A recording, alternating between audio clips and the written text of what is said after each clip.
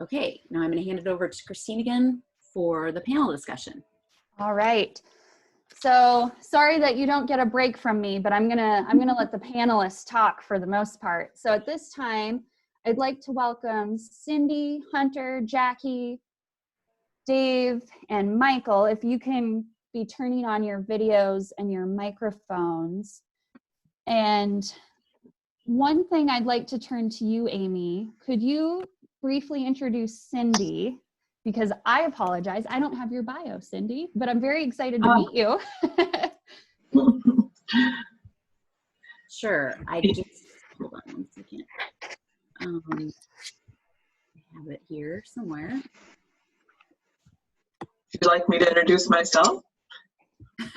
Well, okay, I'll introduce you real quick and then you can introduce yourself. But so Cindy is from the Just Transition Fund and she's a senior fellow there. And she worked with me on the events last year in Carbondale, the kickoff events. And she was instrumental in bringing those events to Carbondale and getting this whole process started off here. So this is now Metro East is the second area where we're doing this. And so I have a lot of gratitude for Cindy's work. So Cindy, go ahead. Sure. Like Amy says, I'm with the Just Transition Fund, and we work in communities that have been impacted by the change in coal assets. So either coal-fired power plants or mines that primarily have closed or will close. And we look for economic diversification and so opportunities that we can support through our technical assistance in the community or through funding or both. So this is one of those occasions where I think it may be both. I did prompt Kristine that I don't know a lot about agriculture. However, we do fund agricultural operations, local food hubs, and have yet to get into regenerative agriculture. So this has been really interesting to learn more about it. So I'll be able to talk later about some of the funding opportunities that we see that are out there, both from a governmental standpoint and some of the private funding. Awesome. Thank you, Cindy. I really appreciate that. So I was able to prepare biographies for all of the farmers who were kind enough to share incredible stories with me. So I know this is an excellent group. So before I introduce the farmers, I want to let everyone in the audience know that we're going to be using some curated questions first, but we're going to leave at least 15 minutes to take live questions from the audience for the panelists. So if you have questions that come up as the panelists are talking, please drop those in the Q&A because I'll be monitoring that. So it's my pleasure to welcome Michael and Dave and Jackie to the panel. And I'm just going to give you a little bit of background about each of them. So Michael is with Rolling Lawns Farm, and he's a fourth-generation dairy farmer from Greenville, Illinois. Rolling Lawn Farms was founded in 1910, and every day and every night for more than 100 years, 4 generations of one family have milked cows on the farm, which is located 45 miles east of St. Louis, Missouri. So after graduating with a dairy science and journalism communication degree from Iowa State University, Michael enjoyed a 25-year career in publishing and advertising, all the while keeping one foot on the farm to continue his family's business. In December of 2015, Michael retired from the advertising career to return to the farm full-time with a plan of building a grade A dairy processing facility and bottling the milk from their 120 purebred Holsteins. 4 years later, the plant is up and running, and Michael and his family are finding new life for their small farm. They bottle milk and cream and make ice cream base mix for fancy shops in St. Louis. Their primary customers are restaurants, bakeries, coffee, and ice cream shops. Michael believes that consumers should have the opportunity to ask questions about how their food is produced, and he maintains an active social media presence for the farm, gives media interviews, and speaks at events such as tonight's panel. Next, I'd like to welcome Jackie with the family garden. Jackie grew up on a small farm in southern Illinois that included wheat, corn, soybeans, and livestock. Jackie has always been passionate about agriculture. During her husband's military career that included several family moves, she always planted a garden everywhere she went and worked in various greenhouses. In 2008, Jackie returned to the family farm and started the family garden. This was named such because Jackie wanted people to be able to get their produce from her, just like she always went out to the garden to feed her own family. Knowing that most people don't have gardens anymore, Jackie wanted customers to feel like the family garden was theirs. After starting her business, Jackie quickly learned that it is difficult to make a living selling vegetables in a small town where people still do have gardens. It was time to make another move and get closer to the cities. In 2010, she bought her 6-acre farm near New Douglas, Illinois. The farm includes fruit, vegetables, chickens, and bees. While she admits she is still learning, Jackie knows she is beginning to heal the land and tame the weeds on her farm. It is now teeming with wildlife, butterflies, birds, and bees. Jackie believes that the things you eat, the things you grow, are only as healthy and nutritious as the soil they are grown in. And last but not least, I'd like to welcome Dave from Ernst Family Farms. Dave grew up actively engaged in his family's small dairy farm located outside of New Douglas, Illinois. Eventually, David's father sold the dairy cows and replaced them with beef cows while continuing to grow corn, soybeans, wheat, and hay. Dave attended Western Illinois University, majoring in animal science, and during college, he became interested in grazing management. He moved back to the farm in the spring of 2006 and married his wife Whitney in 2009. They now have 2 daughters. Ernst Family Farms offers their products of beef, pork, and beefalo for sale at farmers markets in Maryville and Edwardsville, as well as at the farm. After nearly a decade of either drought or extreme rain, Dave was ready to think outside the box. He listened to Ray Archuleta talk at a national grazing conference about regenerating the soil to improve productivity and resiliency with positive financial outcomes, and Dave was hooked. Since then, Dave has been transitioning his farm to focus on regeneration instead of degradation, and he's enjoying the results. So thank you to all of our panelists. And the first question I would like to kick off is for the farmers. And whoever wants to go first, just give a little wave and jump in.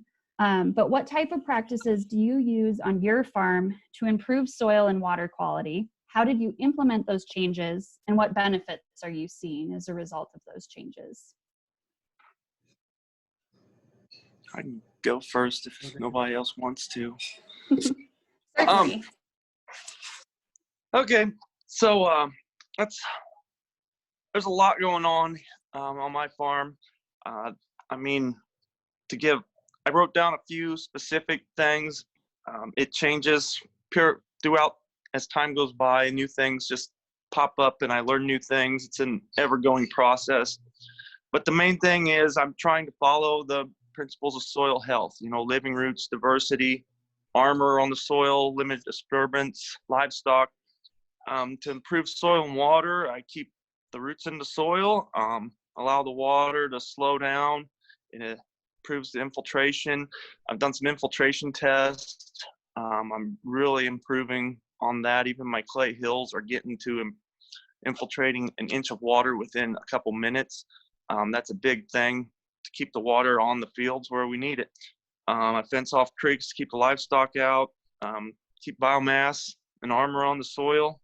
I've gone on my corn and bean part, I've gone 100% no-till. One of the last things I want to do is disturb the soil and till, so I think of all sorts of different ways. I do lots of experiments to avoid that. I just want to build up the biology in the soil, and my goal is to back off from synthetic inputs, fertilizers, stuff like that. On my home farm here, where I've initially started this, I've definitely done that on. I haven't applied synthetic fertilizer and nitrogen in the last few years. I'm working on doing it on everything I do. Like I said, it's a journey, it's a process, and I feel I'm doing good on the path. And each year I see something new that ensures that I'm going that way, from wildlife, insects. Just this spring, I saw tons of ladybugs on my no-till cover crops. And that's a great pest control part right there. So yeah, each time I see something like that, I know I'm on the right path. Go ahead, Jackie. My turn? Go ahead, Jackie. All right. One of the most things that we do here on our farm to improve the soil and water is the use of compost. We don't turn the soil anymore. We use permanent beds, and we cover those permanent beds in compost. We make most of the compost. I only use Dave's hay because I know Dave's hay is safe, and Dave's my neighbor across the field.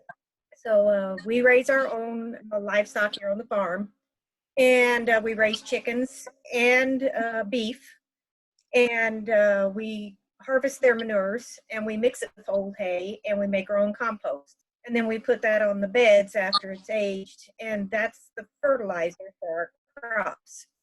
And since we've started doing that, the difference in the quality of the produce that we're producing, the size, the health of it is just phenomenal.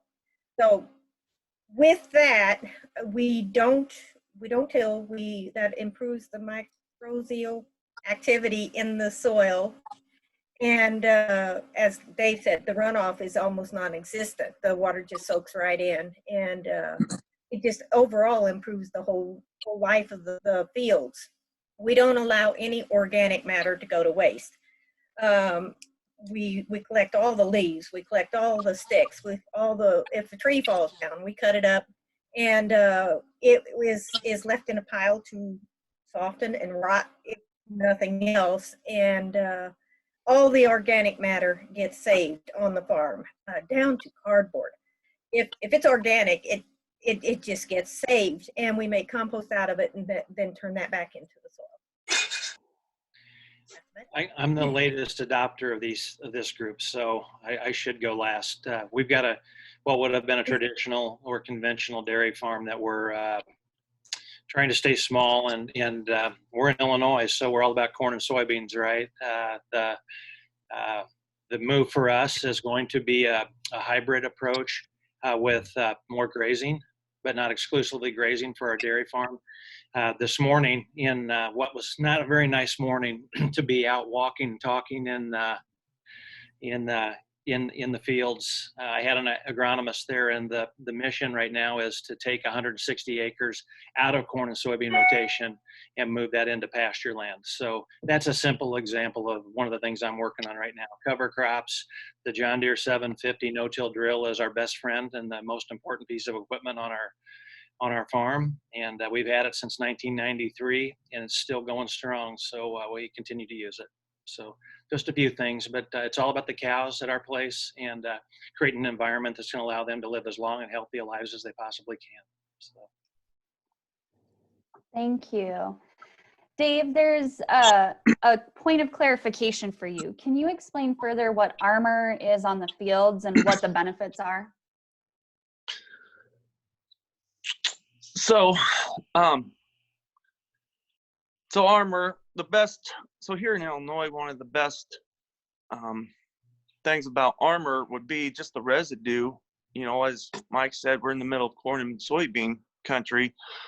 Just leaving the residue on the soil in the fall versus tilling it in is one huge step in the right direction. That's going to help insulate the soil. It's going to help keep that biology alive throughout those harsh winter months. It's going to help protect it from the 2 to 4, 5-inch rainfalls we get in a sudden hour burst thunderstorm. It's going to keep a lot of that soil in place. That's just the tip of the iceberg. But I mean, that's a very good place people can start at. The next thing would be growing cover crops, just keeping something going. But every time you can, it's just like us going into our house at night or during the winter storms or during rain. Anytime we can get out of the elements that we don't really care for, that's a huge step in the right direction. And that's the way our biology and our soils want the same thing as well. So just protecting that soil is kind of the gist of armor, in my opinion. Excellent, thank you. There's another question that I think this is a good time to follow up on. Is anyone using or seeing dung beetles? And I might expand that. Is anyone also just seeing other beneficial insects on their farm? We have a ton of beneficials, and they just come in. One of my favorites is the praying mantises, and Dave was over here cutting hay last year, and commented on the huge praying mantises that we have on the property. We, yeah, they were about 5 inches long. We don't use any pesticides, so we save the beneficials. And the beneficials do the job of what the pesticide used to do. So we greatly benefit. He's probably got some of my ladybugs. We encourage the ladybugs. We encourage all of the beneficial insects. So I have not seen dung beetles because I don't put dung directly in my garden. I put it all in the compost pile. So I'm not sure. I just not seen any of those. I see a lot of earthworms, no dung beetles. Hunter, do you have any dung beetle experiences to add? No, we don't have them. We may be too high and too cold, but I haven't seen any. I'd love to have them. I've got several dung beetles in our pastures. I noticed kind of each year as we build up the resiliency of the pasture through grazing management and everything, we allow a lot more of the biomass to stay behind the animals. Dung beetles are very effective. It depends kind of on what's going on throughout the year with them, but it's pretty cool to go flip over. I'm that guy that goes out and flips over a pile of cow poop, and you kind of like to see the little bugs squirm around, see how many holes are under it, and in the back of your mind just saying, wow, that's a lot of incorporating of nutrients. That's like a free tillage pass, and that's also where the water is going to go in as well. But beneficial insects are all over the place, and once you kind of open your eyes and your mind to this whole thing, you start to notice them a lot more. Last fall, while I was checking a fence in a summer annual grazing patch I saw probably hundreds of monarch butterflies, the size of small birds. It looked like a flock of birds flying off, and that was just one of the coolest things. And those are things that kind of remind me that I'm in the right direction in here. So yeah, and we constantly throw out flowering plants to attract them as well, even in our cover crop mixes, grazing mixes. I mean, it's just so a lot of, once you realize how simple it is, it's something you kind of get into. Excellent, thank you. Michael, any insect experiences to add? We were just scouting earthworms this morning on an alfalfa field that we cut and baled last night. Got done about 11 o'clock at night, and then this morning we were just kind of out looking to see what was left over. This is an alfalfa field we're going to take out of production, no-till corn in, and but it was all about earthworms this morning. We were not far enough along really to be as sophisticated on the beneficials as Dave and Jackie are yet, but it's a goal of ours. And the earthworms are a good sign, so that's exciting. Yeah, we were excited. All right, so it sounds like we have a range of experiences with making changes to management, but what are some resources that have been helpful to each of you as you've journeyed into more regenerative agriculture practices, whether it's people or readings or organizations? I know we've already referenced a lot, but I'm guessing others have stories similar to Hunter's about who inspires them. I'll go first because I'm new and I'm on this, wanted to do this conference because I'm trying to learn and looking and meeting experts right now as we're on together. So I am taking lots of notes, and I haven't even gotten up to the New Douglas area to see Dave or Jackie's. We gotta get that done, you guys, this summer. But the guy I was with this morning, he's in deep southern Illinois and an agronomist and a grazing specialist.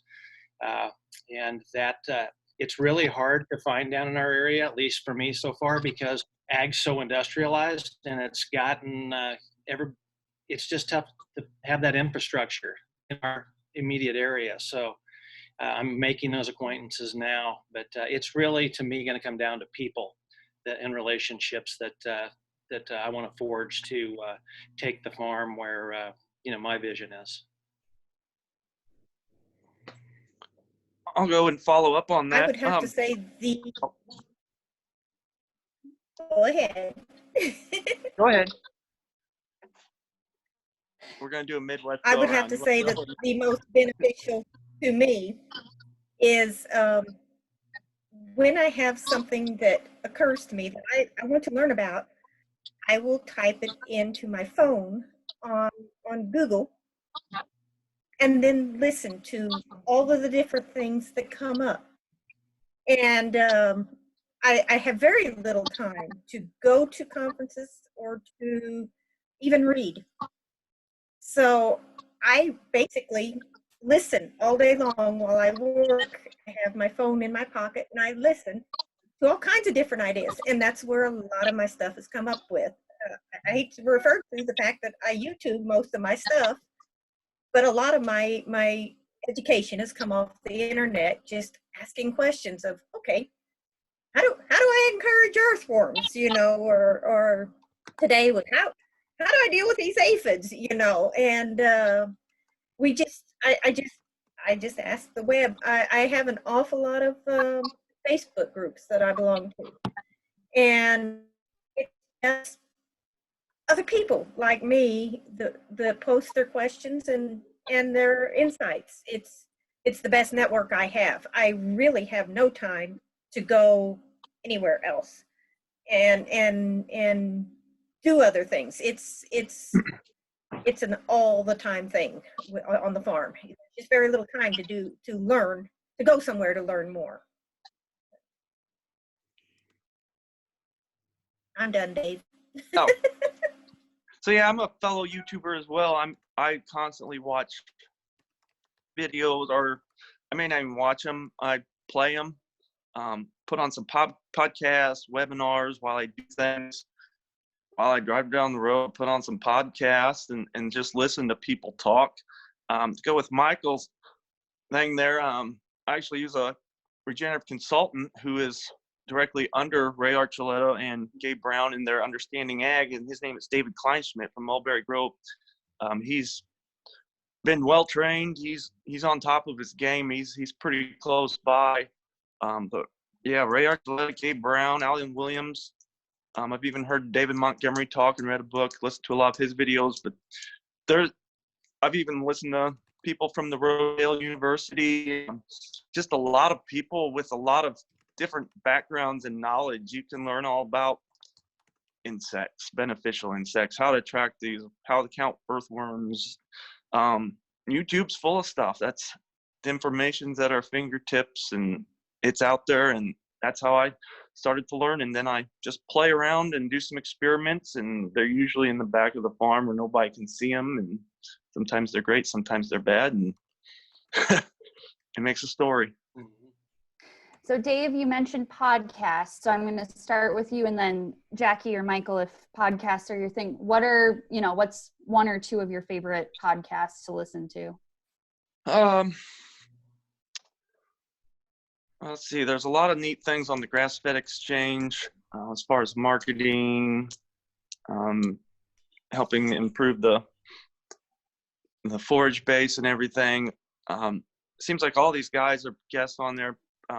Gabe Brown, I don't know, his story just fascinates me. It kind of relates to how I kind of got interested in regenerative farming. It just was, the conventional way just wasn't working. I was having financial troubles. So when I learned about him and learned about his journey, it just kind of struck me.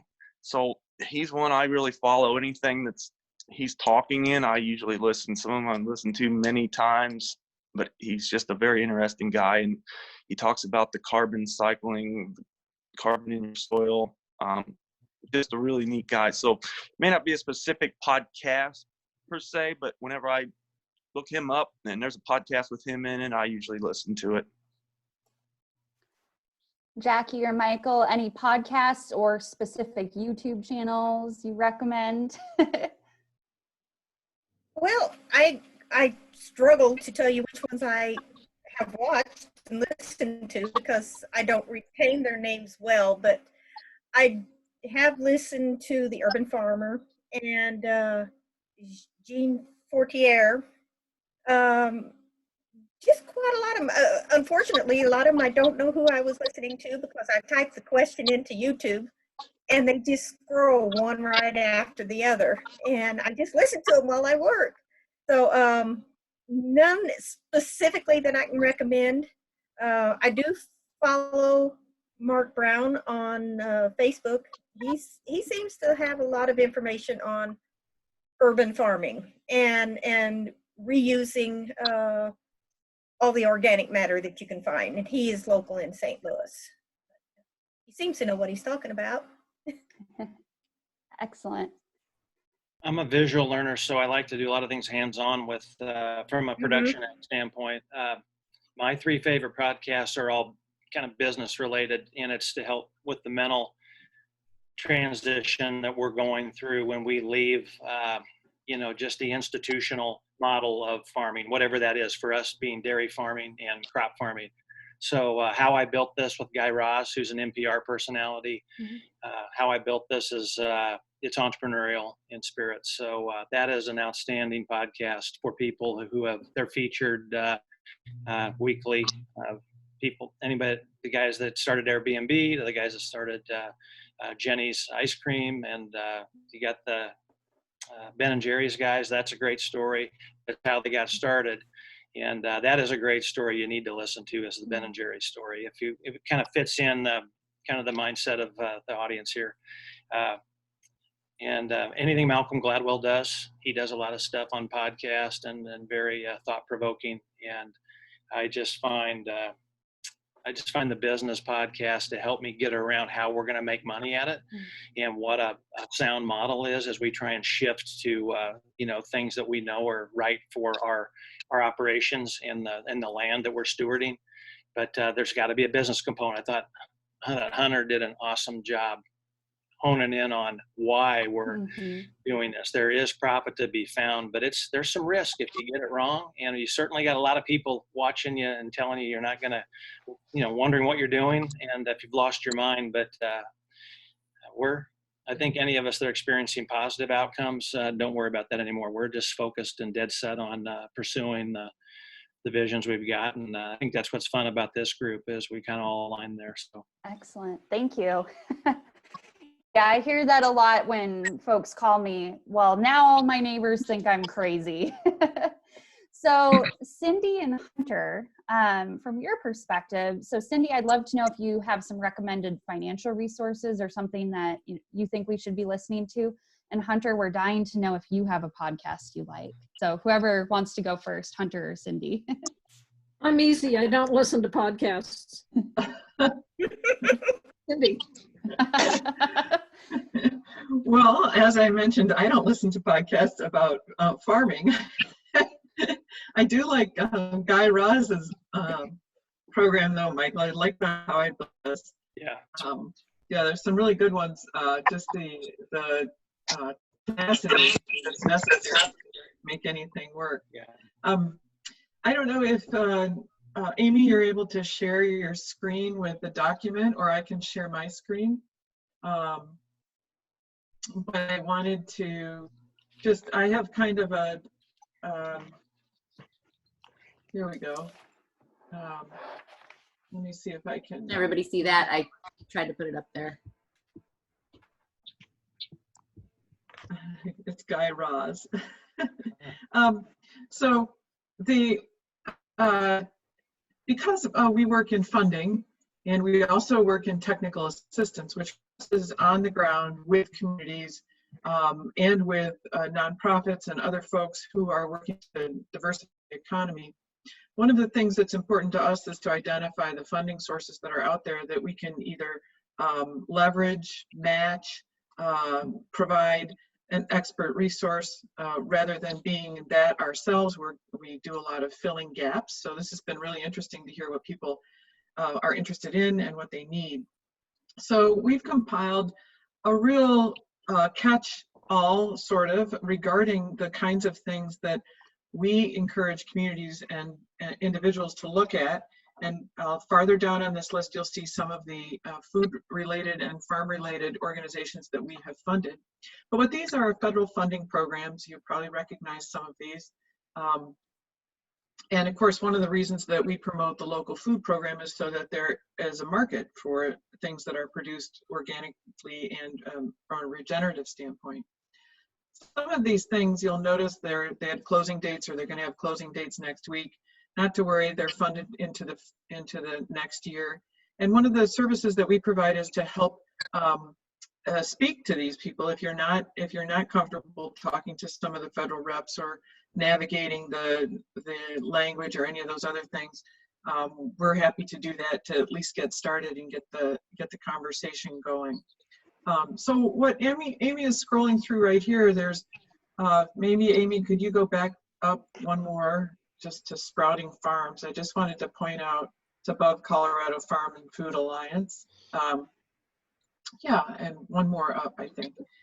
Thanks. These are some of the organizations that we fund. We contribute funding to, and I wanted to put these in here because these are also include some of the places where these folks have found funding outside of governmental sources.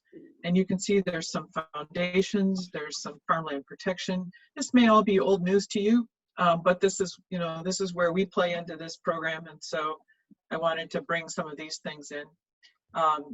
The Sprouting Farms, Appalachia, are also, of course, in Appalachia. We work in Colorado with the Colorado Food and Farm Alliance. And then I wanted to bring up a couple things. There are, and you may know these folks, but there are some experts at Croatan Institute in their Midwest office who have done a ton of work on financing. Right now, they're doing some work with the USDA to establish what's called PACE-like financing mechanisms for regenerative agriculture. So it's financing through, in the utility world, it's on-bill financing. They've also done a lot of work in promoting the concept of soil wealth through regenerative agriculture. And one of the other things that they do is amass private equity that's interested in investing in regenerative agriculture. So that's been really interesting. And there's you see here, there's a link to a webinar that talks about all those different kinds of funding. And one of the people that is the expert there, David Lazax, is somebody that I worked with at Delta Institute, an environmental nonprofit in Chicago. So I can tell you that he's a fantastic resource if you haven't had a chance to see his background and talk to him. Some other things he suggested that are Illinois specific are down here at the bottom under other resources to consider. The Wallace Center Pasture Project for grass-fed beef, the Savannah Institute in agroforestry, Understanding Agriculture for outreach and education, and then finally the Illinois Stewardship Alliance. So I just wanted to run through those, some of the things that we're looking at, also some of the places we fund, and we'd certainly be interested in talking to some of the endeavors that we've heard go on here tonight. How do we get this list? I can send it out. Thank you. Thank you so much, Cindy. I'm curious, of our three farmers, have any of you used funding sources that Cindy's referenced here, or any experience with funding sources to implement changes on farm? Not really. I did receive an EQIP grant for a high tunnel. That is the only help that I have been able to find. I did not know these other things existed. You know, it's interesting that it's been my experience with other economic development types of federal resources that if you can find the right person in your region, we're in Region 5, that they can provide all kinds of connections to the other things that would be appropriate versus working through grants.gov or trying to find it yourself. So we just tried to pick out some of the more common things and the things we've seen that are successful. Successful in giving out money, I should say that. Mike or Dave, any experiences? Anything, Dave? I used an EQIP once. I wasn't that fond of it, and honestly probably wouldn't do it again. everything since then has been funded myself. Yeah, I know fencing's expensive to put up, a lot of that, but I mean, saving cost is kind of one of my goals. So, I mean, it is what it is, and each time I see something that needs improved, I'm a little slow, but it's, I don't know. I guess I'm independent, I guess. I don't know. I do a lot of that. When I have the money, I do something new, and it all goes back into the farm. We just keep reinvesting it, but a lot of times the project has to wait until we have the money for it. That sounds familiar. Yeah. We've had, we applied because it's dairy, and we went to, we needed to build a plant for our grade A food processing. We're doing, we applied and received a VAPG grant from Rural Development, Value Added Producer grant, and that was a 2017 application. But the challenge with dairy in Illinois, in Southern Illinois, there's just no infrastructure for the dairy industry. And so if you're in Wisconsin or New York or some other dairy prolific states, you might find a co-packer that can do your processing for you. But down in Southern Illinois, there's only 4 grade A milk processors in the state of Illinois, and 3 of them are billion-dollar companies. And so we're the little guys, and that grant helped us a lot. So. Excellent. That's a good segue to thinking locally. What are some of the strengths in your region, in the Metro East area, that are supporting regenerative agriculture and farms like yours? So what are some things that are working well? It's at Goshen Market in Edwardsville. It's probably one of the longest running, largest farmers markets of the Metro East. For me, it was Lifesaver. They're huge proponents of local, I mean, just local businesses in general. I know last year, me and Michael did a panel host, and the Goshen Market Foundation was a big player in that. Just getting urban and rural kind of connected there is a big thing they do. Tony, anybody like that could probably help tell more than I do. Jackie's been there a lot longer than I have, but that's a big thing. The people there are willing to spend the money for quality food. They support our efforts, and it's the community. It's people who are willing to pay what it's worth for good quality food. We run into that a lot, trying to sell our product. We don't charge what we do to get rich. We charge what we do because that's what it costs. And you have to have a very good market, in our case, a farmer's market, that is willing to purchase your product to make it work. For us, as we evaluated going independent and vertically integrating our dairy, we've got roughly 3 million people in the greater St. Louis area, which Jackie and Dave and I, we're all part of that. We all see that as an opportunity. It's the food scene in St. Louis that is my biggest asset from a dairy standpoint. The chefs at the finest restaurants, we have 3 James Beard Award nominees that are great supporters of what we're doing in their restaurants. The coffee shops that are independent and, to Jackie's point, love high quality. And we made 150 gallons of ice cream base mix this morning for the hottest ice cream shop in St. Louis. And so those are the places that gave me the confidence to do it, because I asked them all, I said, is this whole local thing, this farm to table thing, just a trend? Are you guys going to bounce over to something else? And of course, they said no. That's their identity.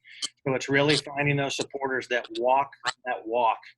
A lot of people like to talk it, and I think we all can appreciate that. And to Hunter's presentation, so much corporate speak is coming out, and you touched on it too, Kristine. They all want the social responsibility and the awareness, but it's all marketing to them. And so to find the people as passionate about it as we are, up the food chain and the ones that are celebrating in their restaurants and coffee shops, that's our greatest asset from a regenerative agriculture standpoint, and at least for our dairy farm. True. So along that same vein, and I know that you're probably getting asked this a lot right now, how have you adjusted your marketing strategies in light of COVID-19? And how are you continuing to move forward and adjust? We're scrambling to stay ahead of everything. We have found out that they know where we live now. And at first we thought marketing, we would struggle to sell what we had without our farmers market. And we found out our customers are looking for us and they're coming to us. And our market started 2 months earlier this year. We're just struggling to now provide for the demand. The people out there are now looking for the farmers, and especially the small farmers, and we cannot keep enough supply now for the demand. So for you, it's a good, bad problem. Yeah. Go ahead. Oh, I was adding, like in the meat world, I'm just gonna flat out say, like the big guys, you know, Tyson's, JBS's, they dropped the ball, and the little people picked it up to where we're overwhelmed. Mm-hmm. I'll be curious to see Michael's response to this, being that he is his own processor, but in the processing world, I know pretty well Springfield South, there is no processing dates available from these small country processors till January, and they won't take new ones unless someone cancels. And that's weighs heavily on my mind, because even though I can sell probably 5-6 times what I normally do, I'm kind of capped on my productivity, being that we've got to use a processor to get my meat processed to get to the people, unless they're willing to butcher their own animals, which not many people are that desperate yet. But yeah, it's definitely stressful, overwhelming on my side, and a good bad problem. But I hate turning people away. That's not something I ever thought I would have to do, and I don't enjoy it. We have had a little bit more flexibility, as Dave mentioned, because we've got a plant, so we've got control. But where we were affected mostly, Kristine, is reacting to the market that we were 80% restaurants. So guess where that business went? What was fun about it is so many of the restaurants that were able to go to curbside didn't just cook to order.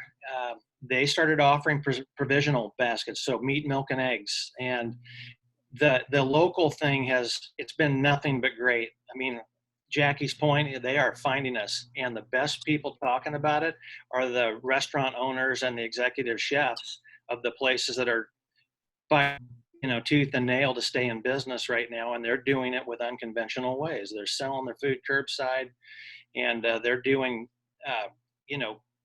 meal kits and just provisionals, and selling a ton of our product in grocery bags, because the customers of these restaurants want to use the ingredients that their favorite places are using. And those are the places that are supporting Dave's place and Jackie's business. And so it has been a good, bad situation, but it's one that if we could do without it, we were still on a roll, I think, and local's growing. And this is introducing a lot of new people to local, in my mind, that weren't aware of it or really appreciative of it before. And Dave nailed it on the head. I mean, Hunter in Fort Collins and Greeley, I mean, the JBS and the Smithfield plants, they're backing fat cattle up. They have nowhere to go with them. And then the opposite is true on Dave's place or anywhere else. We can't get enough out there. It's just how you're able to move them through the production and processing cycle. So it's pretty crazy, but I think all in all, when you net it out, we're gonna come out ahead of the game when things get to whatever normal is after we go through this. So. Hunter, do you have anything to add about how your farmers are responding and in light of COVID and what's working well? One of the things that we're organizing through this soil group is ensuring that the local farmers markets can get refrigerated trucks so that they can deliver what the farmers are now starting to bring to market, but people can't come to the markets for, so people can sign up for deliveries. A number of our local farmers are also selling shares so that you can buy a share of the milk of a cow and you then go to the dairy and pick it up. Similarly, selling shares of beef. And Joel Salatin set up his own, bought his own butchery in Swope, Virginia. Will Harris set up his own abattoir. I think we're going to see more and more and more of this. The blockage there will be getting the USDA certification in the short term. But I think a lot of people are going to say, you know what, I want to buy from my local farmer. I think Michael's right. This is going to be, this is introducing a lot of people to the advantages of high quality, of local, and they're not going to go back.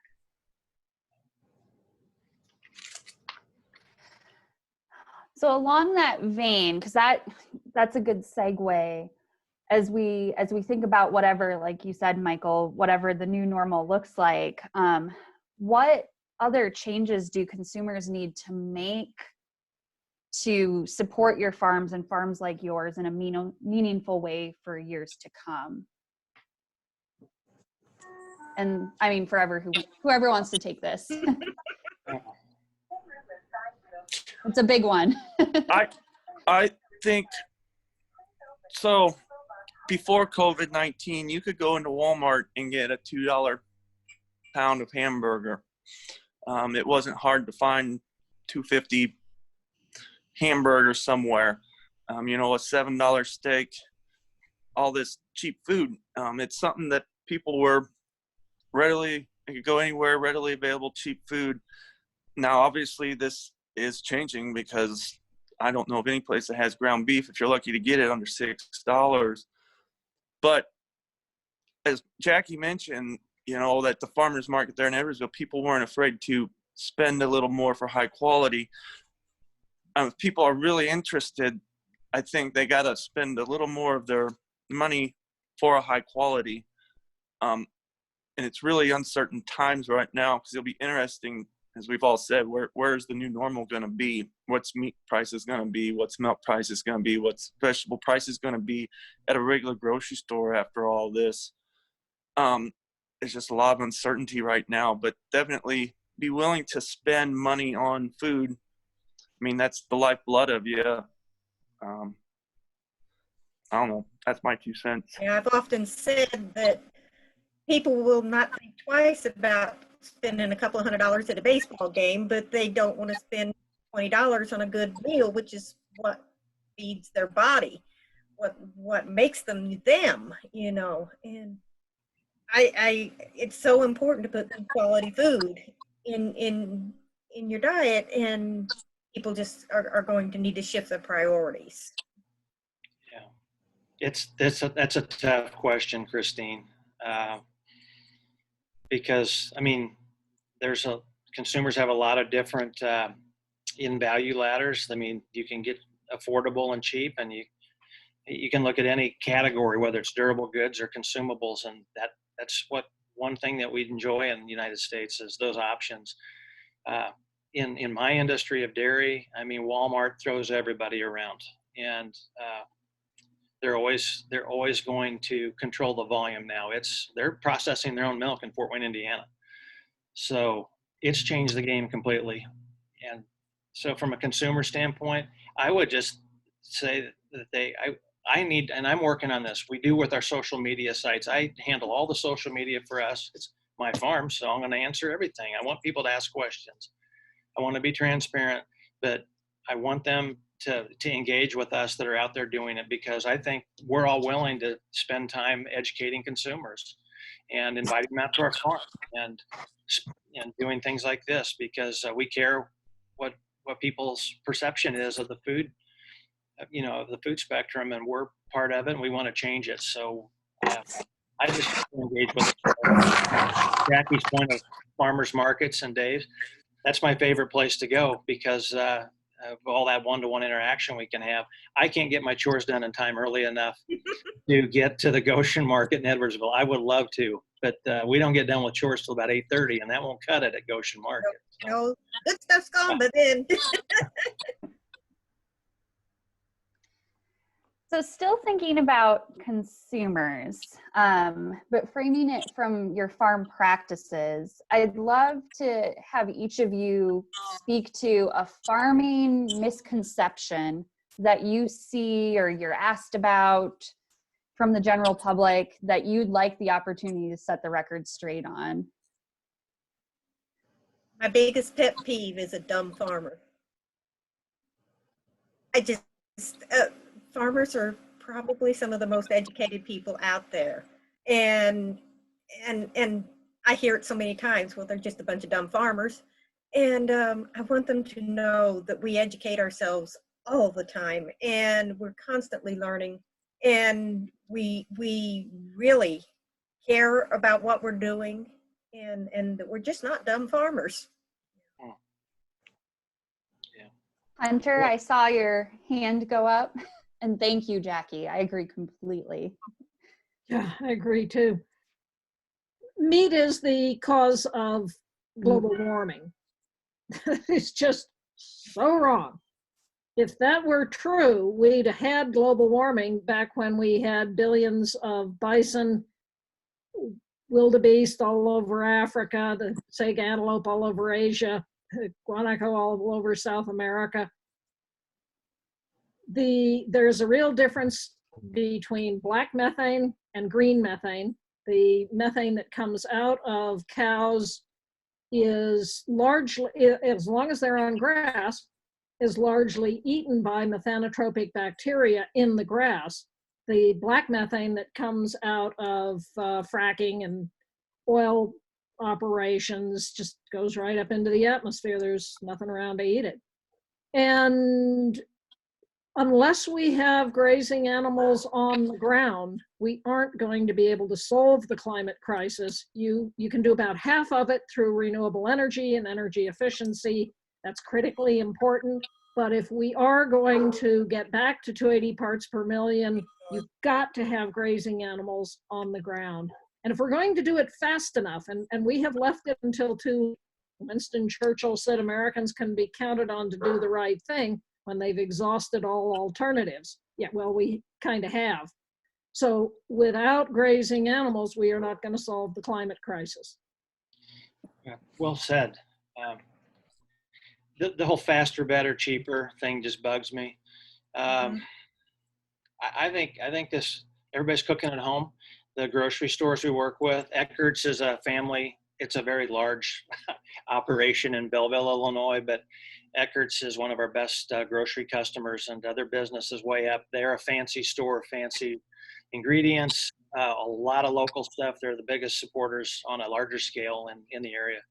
But everybody's cooking at home and wanting to use high quality ingredients. I think there's a discovery going on with a lot of people that they're willing to pay a little bit more because it's a exchange value from a meal out. So you're cooking at home, so you want to do it right, or you want to enjoy it. You want to. Right now, any luxuries feel good, and cooking at home is a key one. But the faster, better, cheaper thing really bugs me, and I just really wish more people would be willing to exchange that 10% of disposable income that goes to groceries and move that up a couple points if they want to eat healthier, higher quality, and do all the things that we're in the spirit of doing in terms of our environment and the most important asset in the country, which is the soil. So I don't know, but they're getting pounded on with marketing messages every day, all the time by big food that convince them that faster, better, cheaper is attainable. So that's what we're working against. But I think we're more authentic and more skilled at being able to do this than sometimes we give ourselves credit for. So it's good to be amongst friends on that regard. So. So I would say my biggest thing would be what Hunter said. Animals, people eating meat cause global warming. Last fall, I had some legislators out at the farm, and I showed them all around. We talked about carbon cycling, no-tilling, all the green grass. When people give out these numbers about livestock causing the methane and putting out so much CO2 into the air, what they're not adding in is the whole ecosystem. If you look at all the green growing here versus all the concrete and cars running around, we're actually pulling more carbon out of the air that they're putting in and putting it back in the ground. And that's one thing that nobody really wants to talk about because it doesn't meet that agenda.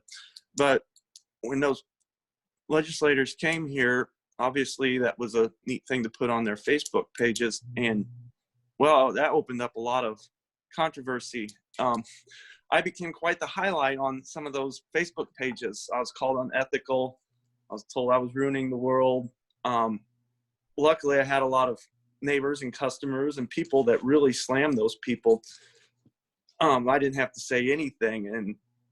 And I guess that's one thing that about me being with the customer all the time that I do try to do is when I'm in Edwardsville and the people may not know everything, we say, come out and visit us. Let me show you around. Let me break some of these myths that you're hearing. And I guess that proved to me that some people were listening. So that's my 2 cents on this.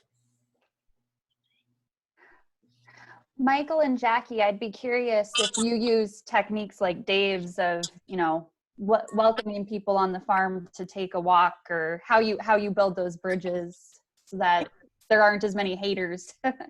We participate in Know Your Grower Day, which is sponsored by our market. And they get to come out and we walk them over the entire farm. And we welcome people to come out and see what we're doing. I had a customer the other day, he said, "Someday I'm just going to come out there and see what you got going." And I said, "Yeah, that'd be all right. Just let me know when you're coming." And then we do a lot of field trips. We let the kids come out and we let them gather the eggs out of the chicken house. We let them pull the radishes and eat it right there, or pick the peppers. Or last fall we had a field trip come out where they got to go pick their own pumpkins. And they all went home with an egg carton with an egg in it because that was the egg they got out of the chicken house. And they all took their pumpkins home. We really welcome letting the people come out, letting the kids come out. And yes, they stepped on a few plants and they broke an egg or two, but they still got to come out and they got to experience that hand-on stuff. And I got so many thank you letters from them, how that was their best field trip of the year, But we always welcome somebody to come out and see what we're doing, but they got to let us know they're coming first, because we do have to stop work and we do have to take the time to show them around. So we try to kind of clump all that together, So Jackie, you mean to tell me farmers are not dumb and they're also not lazy? Nope, not lazy. I haven't had a lazy one yet. Michael, what about outreach for you? Always total transparency. So 2 things. One, part of the business plan to go to a primary customer of restaurants and coffee shops, those places want to come out and visit. So we'll get the entire staffs, the owners, executive chefs, sous chefs, line cooks, dishwashers. And those are the first field trips we welcome. And so they want to come out if they really want a relationship with the farmers supplying the ingredients. We host those all the time. And those can be up to like 30 people.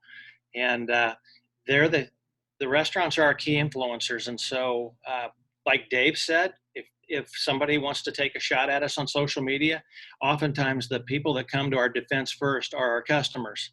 And there is nothing better than having a James Beard nominated chef getting your back on, on animal care.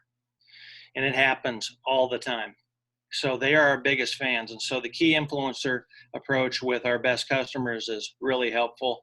And then we totally engage. I mean, I Dave mentioned the biggest little farm. It was mentioned, I think, in Cindy's comments too, but we did that. I had not seen that movie. It was when did we do that? Last November? Tony is on here and she got me into that, and I'm glad I did it. We've changed some of the planning because of that movie.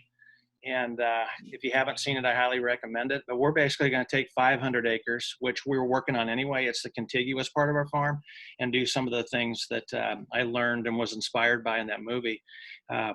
But it'll be tourism all the time because we can do it. And cows are something people want to connect with. They're iconic and people just love them. And so we have they're the star of the show at our place. When the schools come out, like Jackie was saying, when we get done with the tour, the last thing we do is make butter. And you can do that with small, just think of the ranch dip, containers, or the salad dressing containers you get with your to-go salad.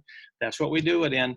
We put a little bit of heavy cream in there, and all the kids make butter. And then we've got crackers, and they sample it, and they've made butter on the field trip, and that's always fun to do. And that total engagement, and that experience is the most powerful advocacy we can do. So.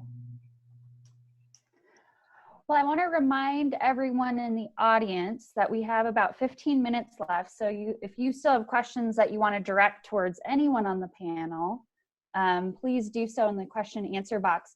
And there was a question that came through that I'd like to have Hunter address in the discussion of how long does it take to build an inch of healthy soil? It depends who you ask. The official answer is 100 to 1,000 years. And this is assuming the slow weathering of rock, the slow building up of humus as leaves fall and rot. It can be done much faster. And as I'm sure Jackie knows, if you make compost and mix it in with your soil, you can get the better part of an inch of soil about the time you put the compost in. Mm-hmm. We collect the manure. We let it sit and age. We have manure piles. We let it sit and age. And it's effectively soil. So in less than a year's time, we're building soil that you can plant plants into right now. We put the manure on the ground, and that's how I won the Humongous Fungus Award. Dr. David Johnson at New Mexico State University is composting dairy manure with green waste, tree trimmings and such, in a way that creates a mycorrhizal inoculant. It's almost a dust that he dusts out on the fields, and he can sequester up to 15 tons per acre per year of carbon. Now, is that soil? Would you call that topsoil? I mean, I sort of don't care. If you're sequestering that amount of carbon, and you can go on the New Mexico State University website, Dr. David Johnson, no T, and see the increase in plant growth that he's getting on his test sites from doing this. There is also the opportunity of using biochar. Now, I don't use biochar much, but I have been given some. I used it in my vegetable garden, and whoa, I got massive increase in productivity. The reason I don't use it is I would have to pay for it. On the other hand, there is a lot of green waste that could be made into biochar. Dr. Tim Flannery says biochar is the technology that will save humanity because it's a way of taking woody material. So here in Colorado, we have all the beetle kill. If you have farm waste that you're not composting, you can biochar it. In many developing countries, there is a lot of waste material that can be biocharred. You can take municipal food waste to the extent that it's not being composted and make it into biochar and put that into the soil. It's not a nutrient, but it creates in the soil the water holding capacity, the microbial life. creating capacity. Think of it as homes for all of the microbes. And it enables you to, in effect, build soil very, very rapidly. So depends who you ask. Anyone else want to comment on building soil? Roots. Where there's roots, soil will form. I mean, there's pictures. Ray Archuleta puts a picture of a tree growing in a rock. He says, hey, there's not a lot of topsoil in there. But the thing that somebody, Hunter will go over, because she's a lot smarter than me and I'm just starting, but biology, one thing cool listening to people is I was actually over, when I would go spread manure on these fields, I would actually over apply. I was trained to calculate how many nutrients, how much phosphorus, how much potassium and nitrogen I was getting per ton of manure. And actually the goal I was really wanting to achieve is building my biology. I actually was applying about twice as thick. Now I apply half, I cover twice as much ground. And the main goal is to activate the biology and let biology do the nutrients. And you keep the roots there, lots of neat things will happen. That's the key, is this biology and just forming your mind around that.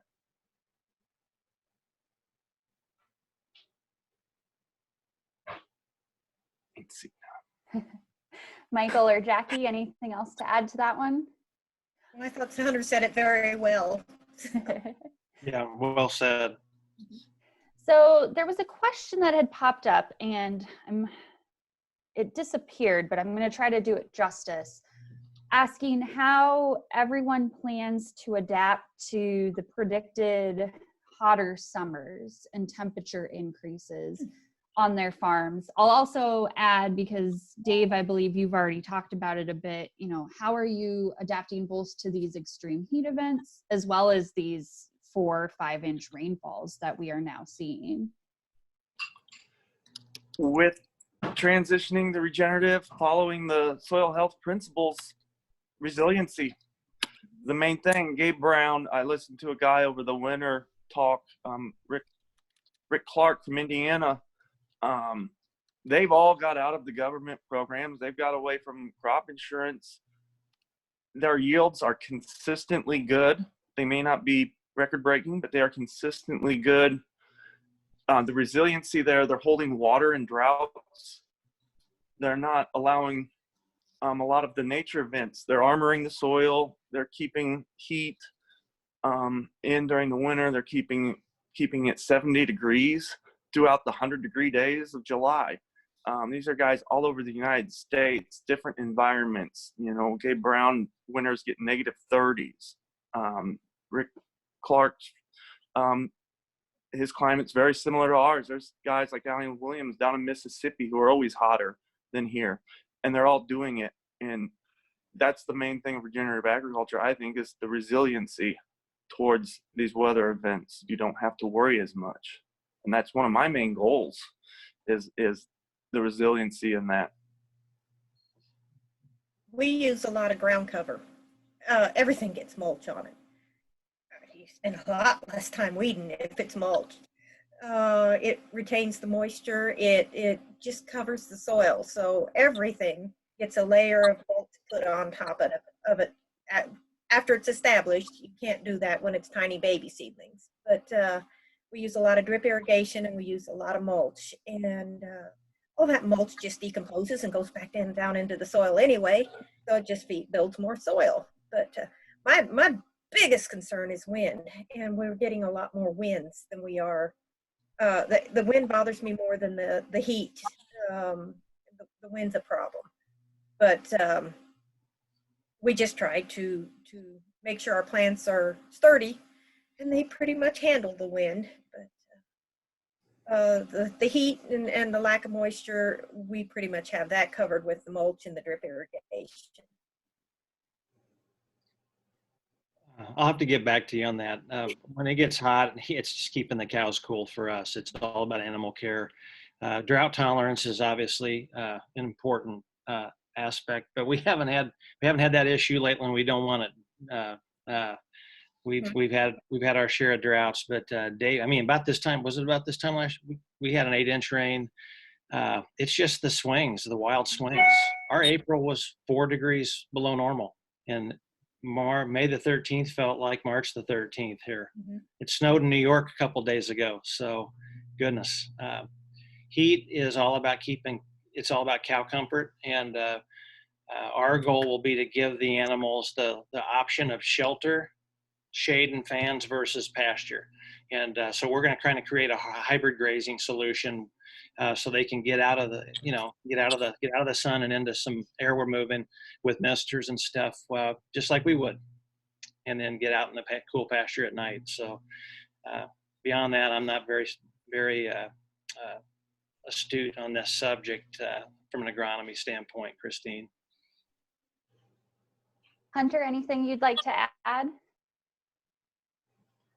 I'm working hard to get more armor on the soil. Our armor on the soil is anything that keeps the ground from being bare ground. So more grass growing, more cover crops, more compost on the soil, and just anything we can do to keep that armor there is critically important. We're getting wetter springs. Up until about 5 years ago, we'd get almost all of our moisture in February, March, April, and then it would go dry. Now we're having very dry winters, and we start getting the moisture right about now. Mm-hmm. And we're also getting the rain bombs. So anything that will protect the soil from that incredible pounding it gets with the rain and the erosion that it gets from the rain, it's just critically important.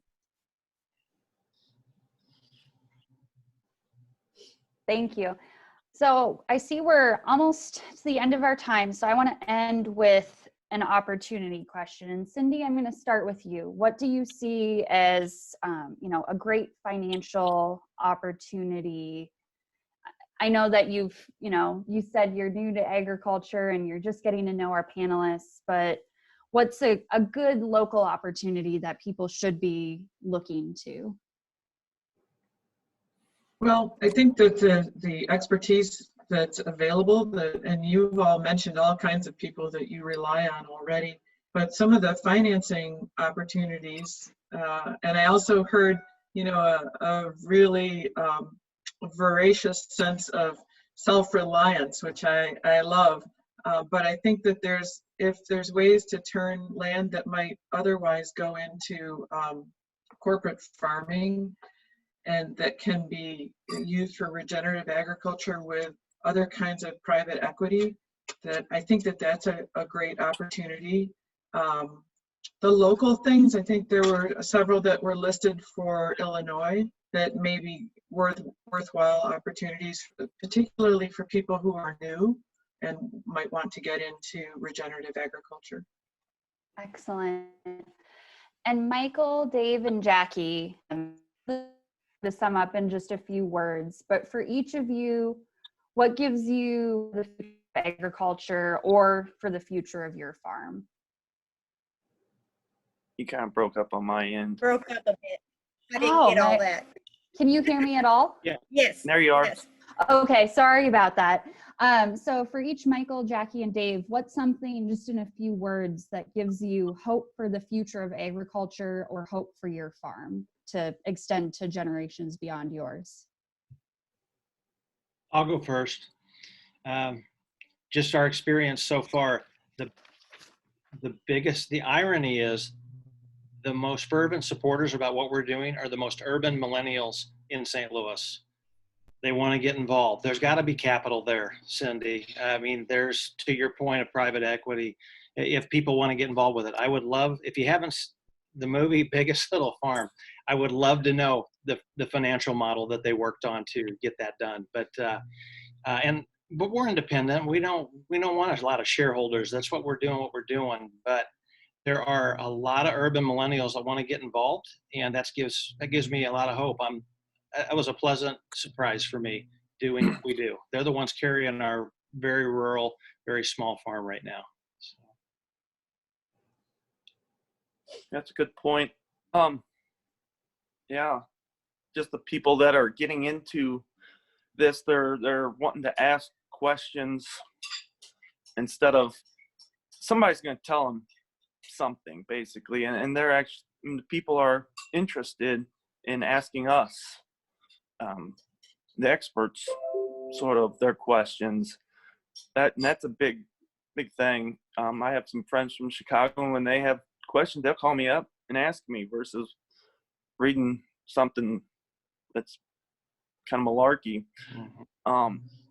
As far as hope for my future, basically, I enjoy this road of regenerative agriculture a lot more.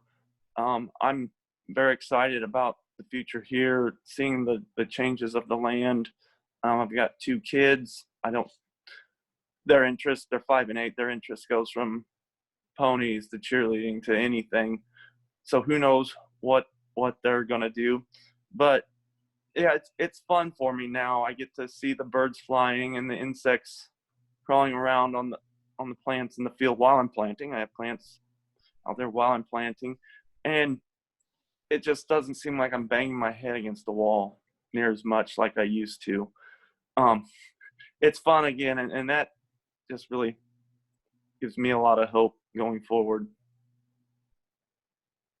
I would say on my part, what hope do I have is one thing, programs like this, I never knew these kind of things ever existed, and they do now. And our customer base, they are seeking us out. They are looking for us. They are asking questions. So there is a resurgence in this interest in this kind of farming and the way we are doing things. I know that our farming community is aging, and that a lot of our farmers are older. I myself am older, you know. I have at best 20 good years left to do this. Then somebody else will have to do it. And I don't know if my grandkids will want to do it.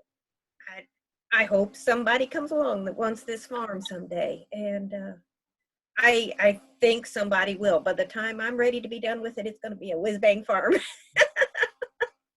So, I really do. I am encouraged by programs like this, that the information is getting out and the people are asking questions.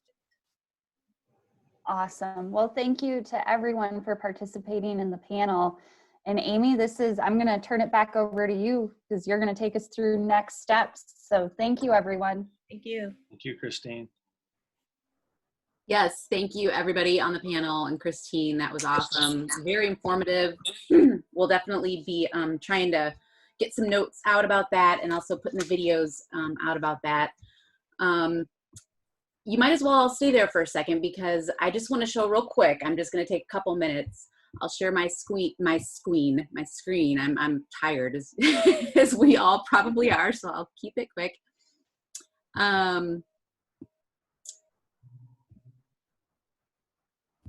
So I'm going to show you the Climate Economy Action Network. So, I mean, the whole point of this is to keep things going. Oops. Sorry, 1 second. Okay, so the Climate Economy Action Network, it's at, oops, sorry everybody, I'm going to get it right.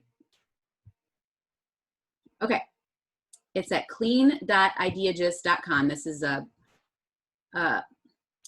entrepreneurship and incubation platform that's been developed over several years by a group of computer scientists working with entrepreneurs. And they have a number of things and tools that people can use to get ideas going, to build teams, to get funding, to get help, to get advice, to get feedback, and to get funding even. So this is just my dashboard here, and you can see that it has some different things on it.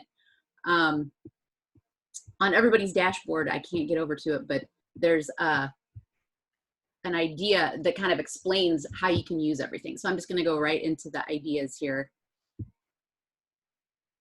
I'm probably not logged in. Sorry, I just have to log in again.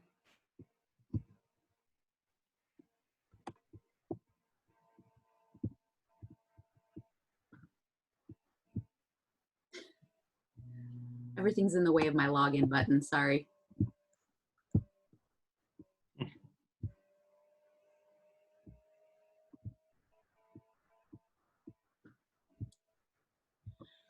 Okay. So this is my dashboard, and over here, this is the idea I was talking about, that it kind of tells you how to get around, how to get to useful information, where to go, and things like that.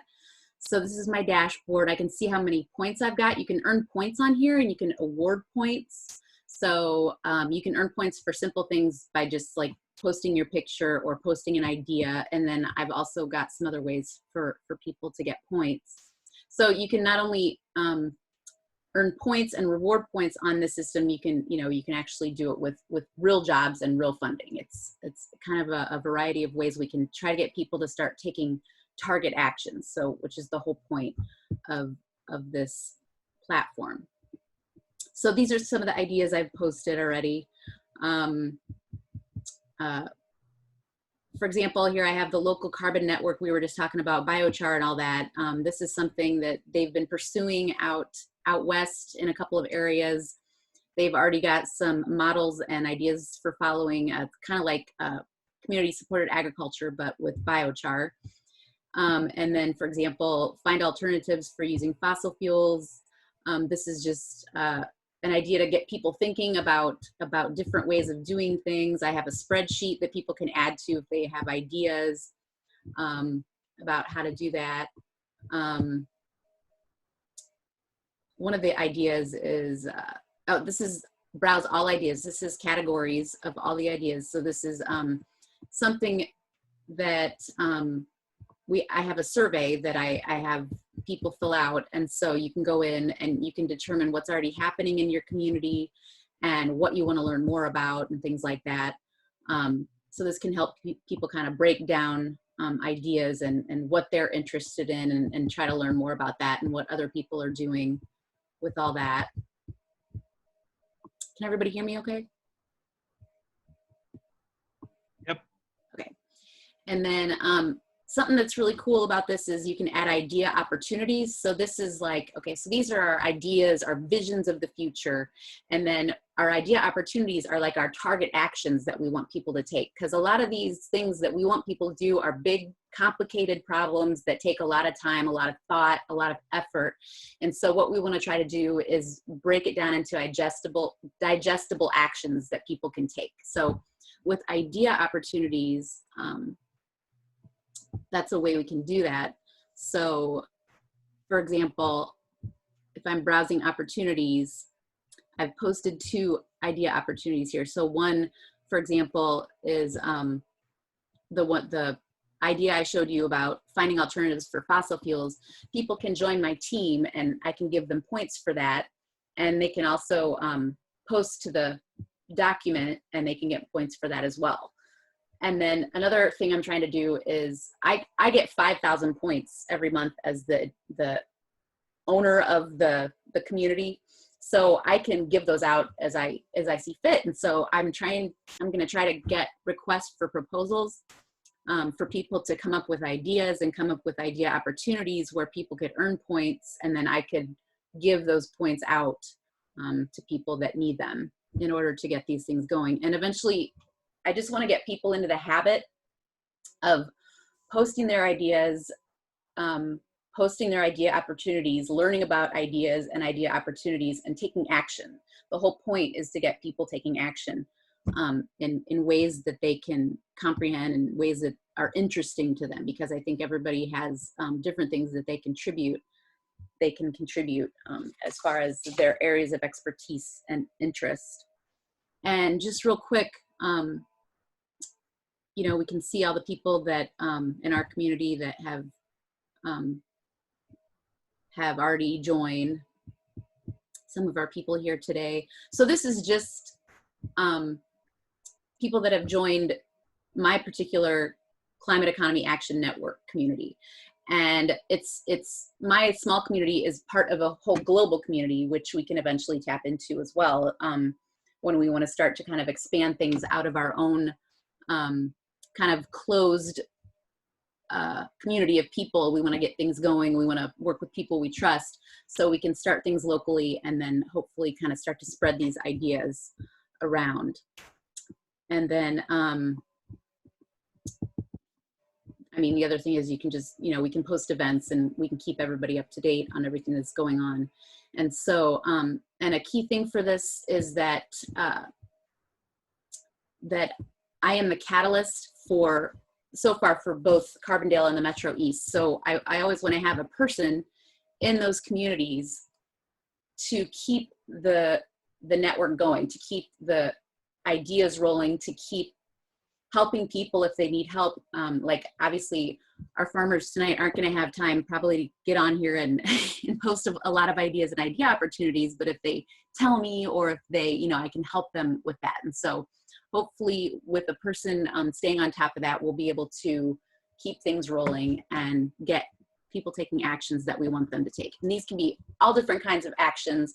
It can be, you know, signing up for a CSA. It can be, I don't know, anything you can think of. It can be, you know, something that can be independently verified, or it can be something that you just have people do on the community. So I just wanted to introduce that really quickly. Is there any questions anybody has about that real quick? Just having taken a quick look at it, is there any information I could provide that is going to help you be able to use that? Well, I didn't write it down. Will it be available again? Yeah. Okay. As long as you can send it to me, I'll be good. Anyone else? Yeah, Any a lot going initial on. thoughts? It's a lot to take in for my simple mind, so I'm gonna plug it in and play with it and see. I know I'll have questions Okay. once I get playing with it. Yeah. Same here. I think we'll get in, and I appreciate you introducing it to us, Amy. And we just, I'm with Jackie. You just YouTube it and figure it out. It's we've got a lot of resources at our hand, but this Climate Economy Action Network, so we're good. You okay, Dave? Yeah, I saw it fell down. We're losing Dave. My plugin keeps knocking it over.